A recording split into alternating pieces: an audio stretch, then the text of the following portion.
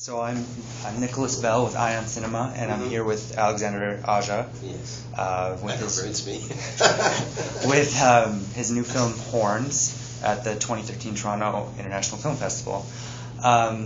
First, I want to say it's a pleasure to meet you. I've been an avid fan since High Tension, so I'm always eager to see whatever you're working on. I guess first I want to ask about the development, or kind of the origination of Horns. I know it's based on a book by Stephen King's son, Joe Hill. How long has it been in development? I mean, like everything is linked to TIFF or to Toronto in a way. I mean, it's funny because like 10 years ago, as you were mentioning it, I was here in TIFF with, at Midnight Madness with High Tension, and that really changed my life and opened. So, then I went to the US and did a few movies there. And 4 years ago, as I was finishing Piranha here in Toronto, the post-production, I read Horns. Okay. And I couldn't believe, I was turning pages and I was like, oh, it's possible. Like 2 pages ago, I was cracking up. It was the most funny thing ever. And now I'm crying. And then it's like, oh, it's scary. And I was just like keeping reading that book, and it was like just amazing. So, I knew finishing it that I had to make the movie. I mean, I had to make the movie, and I kind of had the conviction that me and only me could be, It's fine. Yeah, me and only me could have that, how can I say? I kind of had the feeling that I knew how to make it. Okay. And how to respect that kind of multi-genre thing. And so, I went to Cathy Schulman, who was like the producer who got the rights of the book, and to Joe Hill, and it took months to convince them because I was coming out of Piranha, and Piranha was much more campy and different kind of different style completely. And so finally they decided to, give me the chance to do it. So we started working on the script.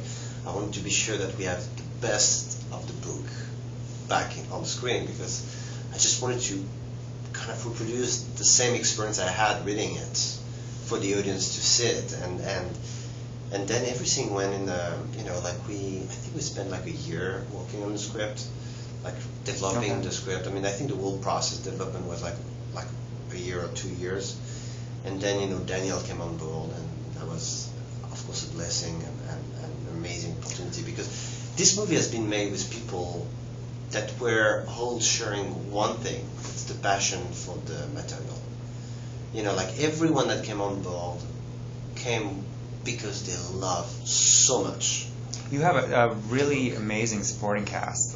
All of them are quite well known. Like Remar and Kathleen Quinlan coming back, yes. And Heather Graham. Like there's an amazing number of faces that pop up.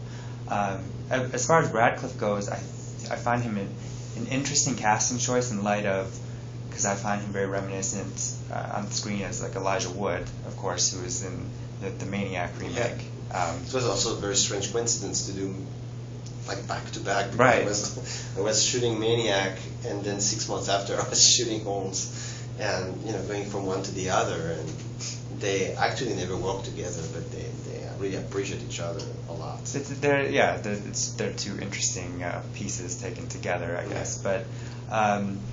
It's Horns is kind of a divergence for you, in I think the fact that it's playing in Vanguard and not Midnight Madness speaks to that, because back around the time of High Tension you were labeled as part of this splat pack because everything has to be labeled all the time, and it's really not that kind of film at all. No, it's not.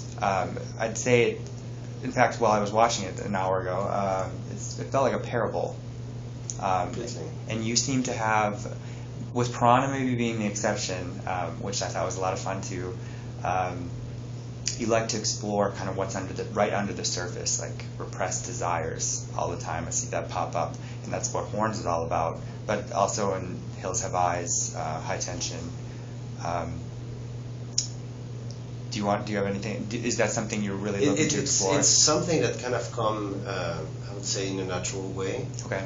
And I don't have I don't tell myself I have to do something this way. I really react to the material, but it's true that I react most often to something that has some kind of allegory or subtext. Or I always try to do something that was a little bit more, like Piranha was really about the American society being attacked. I mean, like, right. It was like, it was a movie where I definitely wanted to be on the side of the fish. I actually, when I was in college, I wrote a paper about high tension and with Hills Have Eyes' support about 2 scenes in those where there's just very explicitly violent scenes on American families, like just ripped, to shreds emotionally, physically. And I guess that makes sense thinking about Piranha in that context. Yeah, I mean, and the Hills was also the subtext of like facing the creature that you create, the society that created them also. And Horns was really like much more like a fable. It was, I think the subtext in Horns is really strong, but it's not political at all. It's not like it's more about like the human nature. Right. And a lot of people have been like raised in this belief and guidance of religion.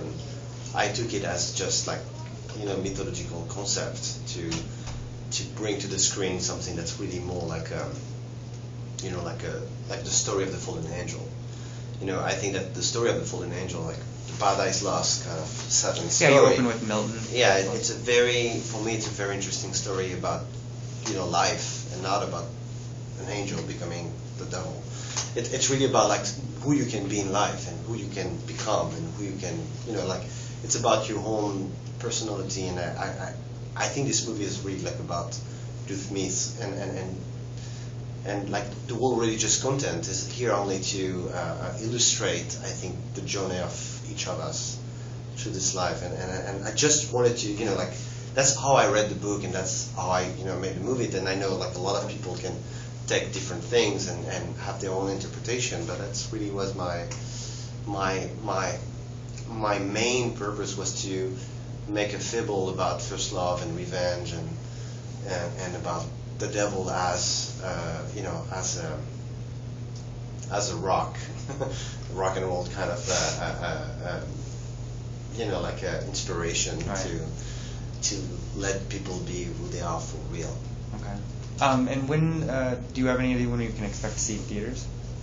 I don't know yet. Okay. Like we are here. We're going to get like a US distribution, and I think everything will follow for the world after.